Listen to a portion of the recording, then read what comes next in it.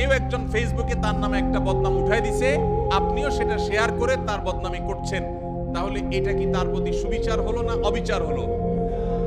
এই অবিচারটা আমাদের দ্বারা হয় কি হয় না? ঠিক একইভাবে আমাদের আশেপাশে অসংখ্যবার সকাল থেকে রাত পর্যন্ত আমরা দেখা যায় আমরা অবিচার করি, আমরা টেরও পাই না। আল্লাহ রাব্বুল আলামিন আমাদেরকে বারবার করে বলেছেন, ইমানদার কখনো অবিচারকারী হতে পারে না, ইমানদার কখনো ন্যায় ভ্রষ্ট কাজ করতে পারে না, ইমানদারকে ন্যায়সঙ্গত আচরণ করতে হয়, কখনো ন্যায় থেকে সে সরতে পারে না। আপনি দোকানদার মানুষ, আপনি মুদি দোকানদারি করেন, কাস্টমারকে দেশি মসুর ডাল দেওয়ার কথা বলে সাথে ইন্ডিয়ান মশারি মিশিয়ে দিলেন, এটা কি তার প্রতি সুবিচার করলেন না অবিচার করলেন? দাম নিলেন দেশি মশারির, দিলেন ইন্ডিয়ানটা মিশায়া। মশারি ইন্ডিয়ানটার দাম বেশি না দেশিটার দাম বেশি?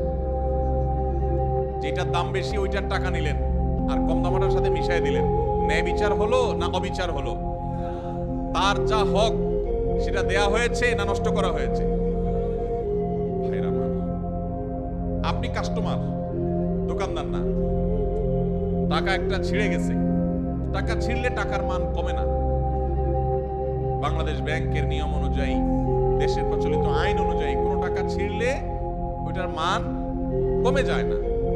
কিন্তু যেভাবেই হোক আমাদের সমাজে কারোর কাছে ছেঁড়া টাকা থাকলে সে ওই টাকা চালাইতে খবর আছে, কারণ কেউ ছেঁড়া টাকা নিতে চায় না। এই জন্য আপনার কাছে কোনোভাবে একটা ছেঁড়া টাকা চলে আসছে, আপনি ছেঁড়া অংশকে লুকায়া দোকানদারকে এমন ভাবে দিয়ে দিচ্ছেন, ব্যস্ততার মধ্যে বেটা কেসে রেখে দিচ্ছেন। সুবিচার হলো নাকি অবিচার হলো? দোকানদার আপনাকে জিনিসটা দিছে ভালো, আপনি টাকাটা দিছেন এমন টাকা যে টাকা নিয়ে তার ভেজালে পড়া লাগবে, তাহলে কি সুবিচার হয়েছে না অবিচার হয়েছে? একজন মানুষ, তিনি এখানে নাই, তিনি এখন বাজারে গেছেন, আরেকজনের সাথে বসে তার ব্যাপারে আপনি বদনামি করলেন, তার প্রতি সুবিচার হলো না অবিচার হলো? এগুলো দূরবর্তী অবিচার। আমরা যদি একেবারে প্রাসঙ্গিক, একেবারে সবচেয়ে নিকটবর্তী যে সুবিচার অবিচারের বিষয়টা সেটাও দেখি, তো আমরা দেখব যে আমরা ওই যে আমি শুরুতে যে প্রবাদের কাছে কথা বলছিলাম, আমরা নিজের বেলায় 16 আনা, অন্যের বেলায় 1 আনাও, এটা কি সুবিচার না অবিচার?